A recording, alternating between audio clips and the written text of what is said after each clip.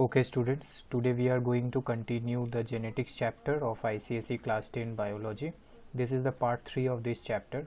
If you haven't watched part 1 or part 2, you can click the link in the description and you can watch it. Okay, so let's start.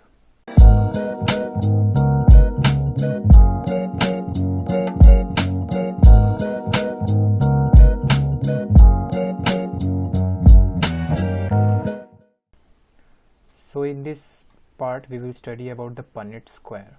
In the previous video, if you remember, we had studied that what are alleles or what are genotype or phenotype.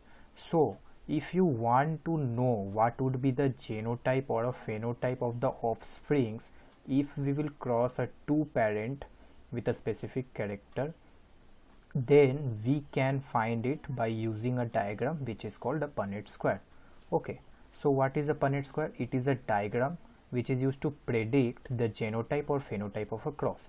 So if we will cross a parent male or a parent female with a specific characters or a trait, if we want to know the possibilities of a character in the offspring, then we can do it with the help of a Punnett square. Okay, so here if I take a parent male who is having the genes capital R and capital R, we already know that the capital R is responsible for tongue rolling, and parent female having capital R and small r, okay, which is again heterozygous dominant.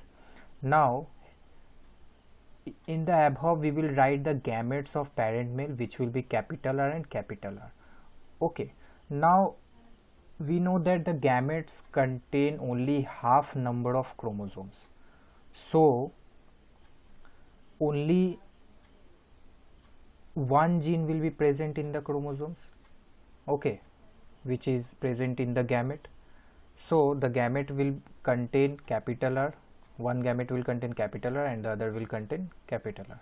Okay, similarly for female it will be capital R and small r.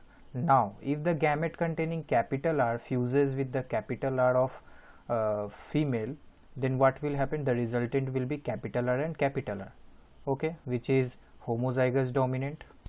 Now similarly it will be capital R again.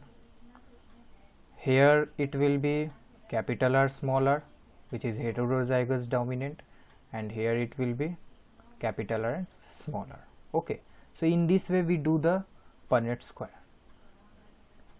Now these are certain hereditary traits and their dominant and recessive forms.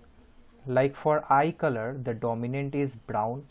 The person having the dominant gene will be having the brown eye color, and similarly person having recessive gene will have the blue eye color.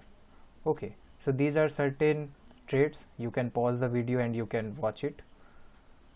Next is sex-linked inheritance. Now in the previous video we saw that in our body each cell contains 23 pair of chromosomes, out of which 22 pairs are called autosomes and the last pair is called the sex chromosome, which is in case of male it is X and Y and in case of female it is X and X.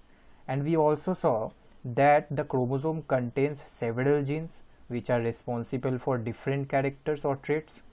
So if an allele or a gene, we can say if a gene is present exclusively on the X or Y chromosome, and due to that gene if the appearance of a trait is occurring, then we call it as sex-linked inheritance. Okay, it should be exclusively on the X chromosome or Y chromosome. It cannot be present on other autosomes.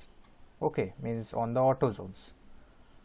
So this is known as sex-linked inheritance. So sex-linked inheritance is what? Appearance of a trait which is due to the presence of allele exclusively on X chromosome or Y chromosome.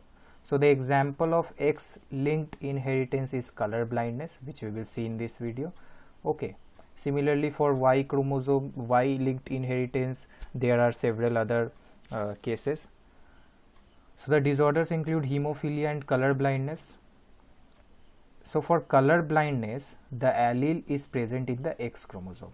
Okay, like in case of male, if it is present, then the male will be color blind. But in case of female, both the X chromosome should contain that allele. If both of them is having the allele, then the female will be colorblind. If only one of the chromosome is having that particular allele, then it will be carrier female. Okay, carrier female means that female is having the allele responsible for color blindness, but she is not color blind. Okay, because only one of the X chromosome is having that particular allele. I will call it as X degree. Okay, so we will take three cases. If a normal mother is crossed with colorblind father, carrier mother is crossed with normal father, and carrier mother is crossed with colorblind father. Okay, what would be the possibilities in the offspring? So the first is normal mother and colorblind father. We will write the gametes of colorblind father here. Here it will be X degree, Y, X and X. So if the gamete containing X degree fuses with X, the resultant will be XX degree. Here it will be XY. Here it will be XX degree, and here it will be XY. So now we can see that the girl child, if born, she will be carrier. Okay, the daughter will be carrier. She will have the allele responsible for color blindness. But if a boy child is born, then he will not be color blind. Okay, because there are no allele present for the color blindness. Next is carrier mother and normal father. So the gametes will be X, Y, X degree. Okay, here it will be X degree X, here it will be X degree Y, here it will be XX, and here it will be XY. So the first is carrier daughter. The daughter can be carrier or normal. If you will see here, the daughter can be normal or carrier, and the son can also be colorblind or normal.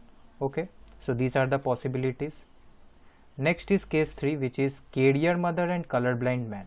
Here it will be X degree, Y, X, X degree. First will be XX degree, which is the carrier daughter again. Second, XY, which is normal son. Here it will be X degree, X degree. Okay, which is the colorblind daughter. And the third is X degree Y, which is the colorblind son. Okay, so these are the possibilities. So this was it. In this video we studied about the sex linked inheritance and what is Punnett square. In the next video we will start with the Mendel's experiment on inheritance and also the laws of inheritance which was proposed by Mendel. Okay, so thank you for watching. We will meet in the next video.